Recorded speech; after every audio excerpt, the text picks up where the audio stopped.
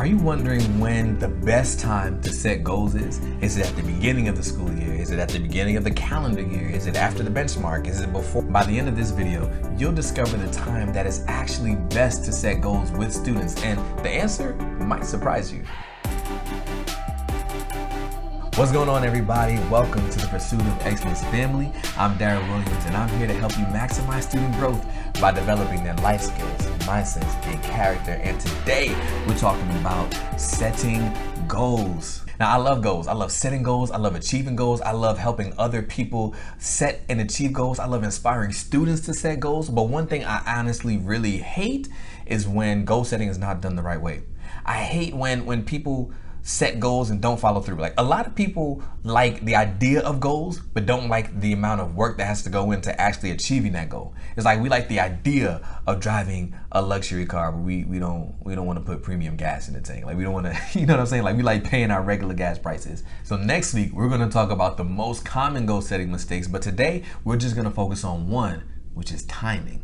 When I think about timing, I automatically think about music because I love music. I love live music. I love recorded music. I love instruments. And when I think about timing or a band playing, if the piano was playing in one time signature and the drum was out of sync in a different time signature, and we got a saxophone another time signature and the bass guitars, and it would sound like that elementary concert that nobody wants to go to, you know what I mean? But when timing is right, when the timing is perfect, it's beautiful. So today we're gonna find out about the right time to set goals. But first, let's talk about some of the times that are wrong. This is gonna make a lot of sense for those who are already familiar with the SMART goal framework. So I'll link that video at the end for those who need to be familiar with it. But if you're already familiar with it, it's gonna make a lot of sense. Number one, it's the wrong time if you have not identified the quantifier.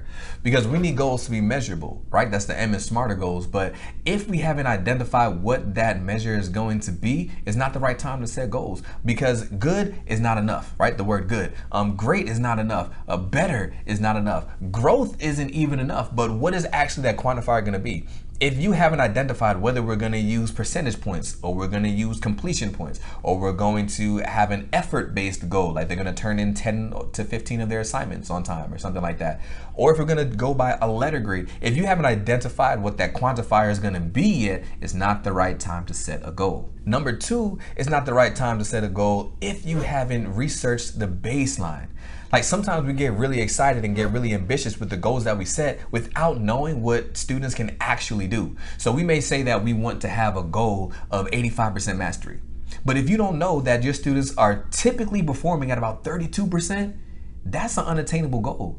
Like, that is a goal that students will not be able to reach. It's not achievable. That's the A from SMART goals, right? So you have to first research the baseline to see, what can my students do right now? Where are we now? Because that's going to help me to decide on a realistic goal, on a goal that students can actually achieve. See, one of the problems with setting a goal that is too ambitious, too aggressive, is that we think sometimes that it's going to cause students to rise to the occasion, but what happens is it can actually deflate motivation, because they recognize, they know I'm only on the 3rd grade reading level and you want me to read on the 7th grade reading level. Like, that's a bit ambitious, that's a bit aggressive. And then on the flip side of that, if we're giving a goal that is too easy, too attainable, that's not gonna motivate anybody, because it's, oh, I can already do that. I got this. So that's why finding the baseline is so important, because we don't want to set a goal that is too ambitious or a goal that is too easy. We want to set a goal that is appropriate. And in order for that to be appropriate, we first have to know where our students are. So once we figure out what the baseline is, then we can set a goal that says, okay, you're here, I want you to grow to here, or I want you to achieve this. Number three, it's the wrong time to set a goal if you haven't identified the dream. Remember, in SMART goals, the R is relevant. Relevant is, how does it relate to the overall dream? If the dream for your class is for every student to be the best version of themselves, then a goal of everybody achieving 85% mastery is actually not a good goal. Yes, it's quantified 85%. Yes, it's clear with mastery, but your dream is for everybody to be the best version of themselves. You may have some students that the best version of themselves is 67%.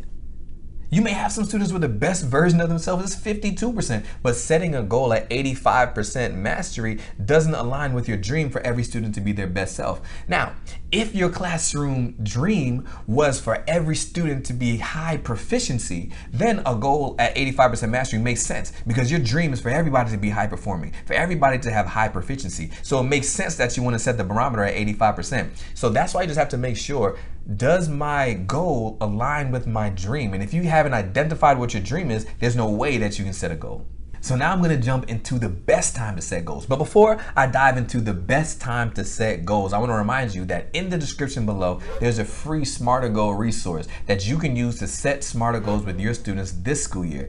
And as long as you set it at the right time, I promise it is gonna be effective. So when is the right time to set goals? I got you. Is it at the beginning of the school year, the beginning of the calendar year, before the diagnostic, after the diagnostic? The best time to set goals with your students is when you have identified exactly what you want and you're willing to put in the work to get there. So this can be at any time in the year, but you first have to be able to identify what you want, to be able to quantify it. How am I going to measure it? To be able to do that baseline research. Where are my students currently? And to be able to set a relevant goal based off of the dream. If you haven't identified the dream for your class, there's no way you can identify the goal. And then the second part of it, like I said, was you have to be willing to put in the work. Goals are cute. Goals are trendy. All right, goals are what everybody likes to do. Yes, at the beginning of the year, we have to set goals because I want my students to be great. I get you, I'm with you. But if you're not really ready for the grind, if you're not really ready to put in the work, if you're not really ready to do what is necessary to push students to achieve that goal, don't set that goal. If you're not ready to develop a plan to achieve that goal, don't set that goal. Because a goal without a plan is just a wish. And this isn't Aladdin. Genies don't exist. You have to be able to put in the work. And I think that it's okay to be real with yourself if you know that you're not ready to put in the work yet. And that's not something that we like to talk about or mention often, but that's real. It's okay for you to say, I'm not in the headspace that I need to be right now to set this goal because I know that I'm not willing to put in the work. Don't set that goal if you're going to have a lackluster approach to it. Only set that goal if you know you're ready to put in all the work that is necessary to get there. In the next video, we're going to talk about the rest of the common goal setting mistakes. So make sure you subscribe so that you don't miss that. But in the meantime, check out this Smarter Goals video reference in today's video, and I'll see you in the next video.